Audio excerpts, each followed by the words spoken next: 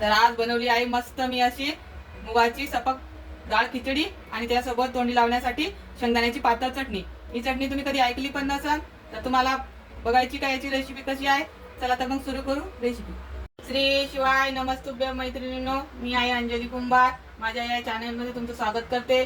तर आज आपण बनवणार आहोत डाळ खिचडी आणि त्याच्यासोबत शेंगदाण्याची पातळ चटणी। तर त्यासाठी मी इथं 2 फुलपातर तांदूळ घेतलेले आहे आणि एक अर्धी वाटी मुगाची डाळ घेतलेली आहे। आणि शेंगदाण्याची पातळ चटणी बनवण्यासाठी साहित्य सांगते। 1 वाटी शेंगदाणे, 1 कांदा, गरजेनुसार तिखट, 4-5 लसणाच्या पाकळ्या, कोथिंबीर, चिंच, थोडीशी 4-5 तुकडे चिंचेचे, 8-9 कढीपत्त्याची पाने, मोहरी, जिरे। तर चला आपण अगोदर सपक खिचडी फोडणी देऊ। त्यासाठी मी इथं 2 फुलपातर तांदूळ आणि अर्धी वाटी डाळ घेतलेली आहे। तर इथं 4 फुलपातर पाणी गरम करून घेणार आहे खिचडी बनवण्यासाठी। तर इथे मी हे दुकानावर मिळणारे चांद तारा तांदूळ असतात ते घेतलेले आहेत खिचडीसाठी। याची खिचडी छान होते। आणि मुगाची डाळ ही घरीच बनवलेली आहे चिलट्याची। तुमच्याकडे ही नसेल तर तुम्ही विकत आणलेली बघत चिलट्याची डाळ वापरू शकता। ही खिचडी छान लागते। कधी आपल्याला तब्येत बरोबर नसली तर आपण ही खिचडी मस्त या पातळ चटणीसोबत खाऊ शकतो। चला तर मग सुरू करूया। कुकर ठेवलेला आहे खिचडी करण्यासाठी। आता त्याच्यामध्ये तेल घालून घेते।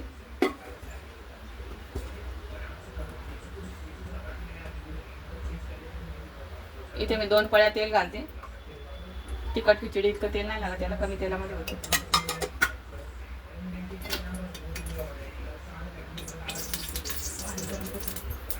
तर इथे मी 2 फुलपातर तांदूळ घेतलेले आहे। तर आता आपण त्यासाठी 4 फुलपातर पाणी घेणार आहोत। हे प्रमाण अगदी बरोबर आहे। या प्रमाणात पाणी घातल्यावर खिचडी एकदम मोकळी मोकळी मौसूत होते।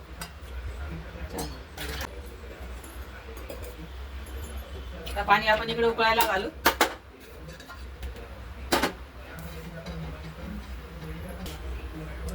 तर इथे तेल गरम झालेलं आहे। मी याच्यामध्ये मोहरी घालून घेते।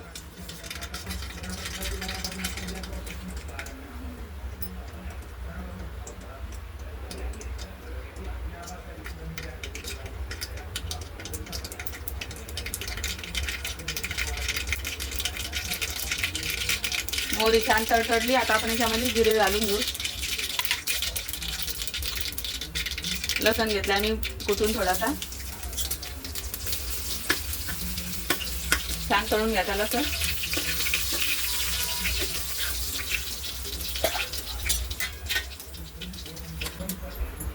आता हे पाणी याच्यामध्ये मी घालून घेते।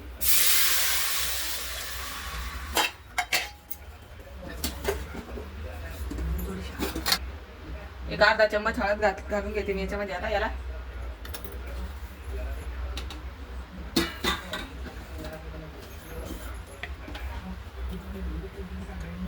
चवीपुरतं मीठ। आता या पाण्याला छान उकळी काढून घेऊ। आता आपण पाणी उकळी येईपर्यंत छान धुवून घेऊ तांदूळ आणि डाळ। तर बघू शकता पाण्याला छान उकळी आलेली आहे। आता आपण याच्यामध्ये धुतलेले डाळ आणि तांदूळ घालून घेऊ।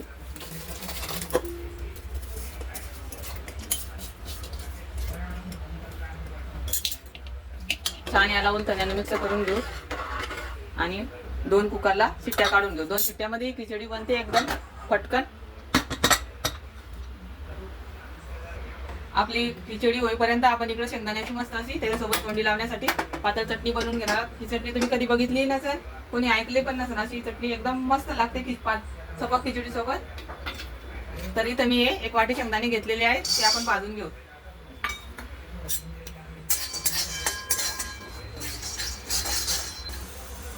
तर बघू शकता शेंगदाणे छान भाजून झालेले आहेत। अगदी कमी गॅसवरच भाजून घ्यायचे खरपूस, नाही तर करपतात। कमी गॅसवर भाजल्यावर छान भाजले जातात खरपूस। आता मी हे शेंगदाणे या प्लेटमध्ये काढून घेते। आपली खिचडी झालेली आहे तोपर्यंत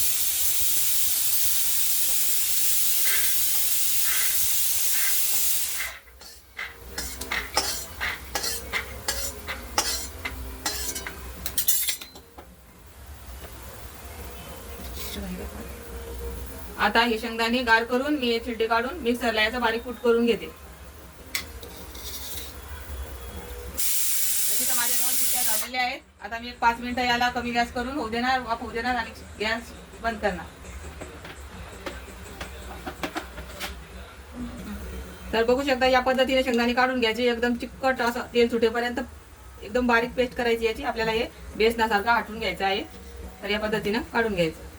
चला आता आपण त्यासाठी फोडणी घालून घेऊ. इथं मी कढई पापड ठेवलेली आहे.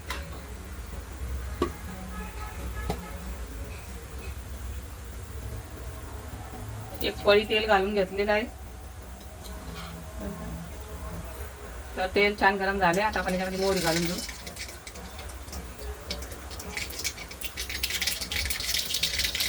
जिरे, लसण कुटून घेतलाय मी थोडासा, 7-8 पाकळ्या, कढीपत्त्याची पाने, कांदा,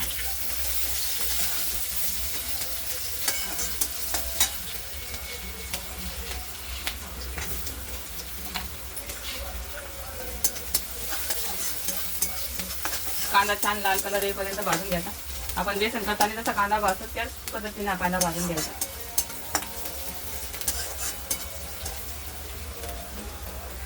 तर बघू शकता आता छान कांदा भाजलेला आहे. आता याच्यामध्ये आपण गरजेनुसार तिखट घालून घेणार, लाल तिखट आणि हळद.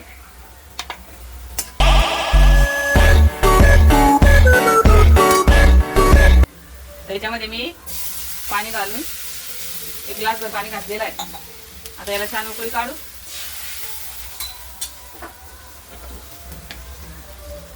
चवीपुरतं मीठ,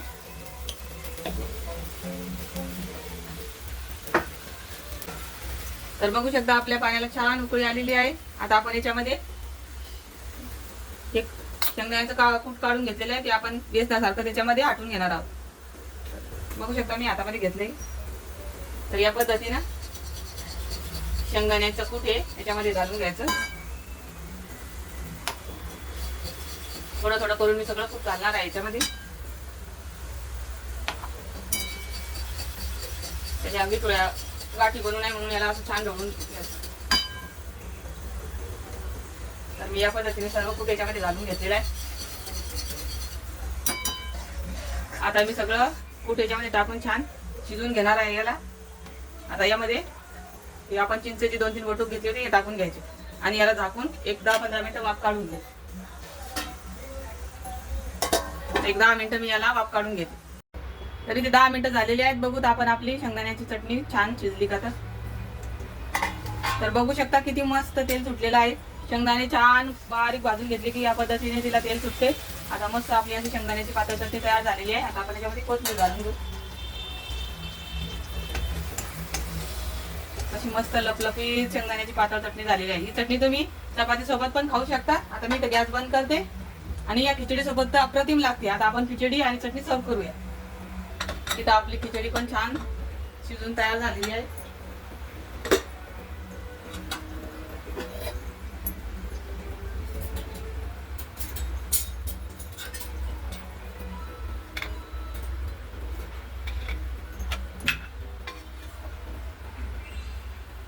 तर बघू शकता किती मस्त मोकळी मोकळी अशी आपली सपक खिचडी तयार आहे. तुमची तब्येत व्यवस्थित नसली, ताप आलेला असला, काहीतरी खाऊशी वाटत नसला तर तुम्ही या पद्धतीची मूग डाळ खिचडी करून बघा, खूप मस्त लागते. आता आपण याच्यामध्ये शेंगदाण्याची चटणी काढून घेते. एकदम भारी होते. तुम्ही कधी बघितली पण नसेल, ऐकली पण नसेल, एवढी मस्त अशी शेंगदाण्याची पातळ चटणी खिचडी सोबत लागते. तुम्ही नक्की करून बघा या पद्धतीची खिचडी. तर बघू शकता आपली शेंगदाण्याची पातळ चटणी आणि सपक खिचडी मस्त अशी तयार झालेली आहे. त्याच्यावर मस्त तुपाची धार टाकून तुम्ही खाऊ शकता. अगदी छान लागते आणि पोळी सोबत सुद्धा खाऊ शकता. तर माझा हा व्हिडिओ तुम्हाला कसा वाटला नक्की कमेंट करून सांगा. आवडल्यास लाईक, शेअर, सबस्क्राईब करा. धन्यवाद.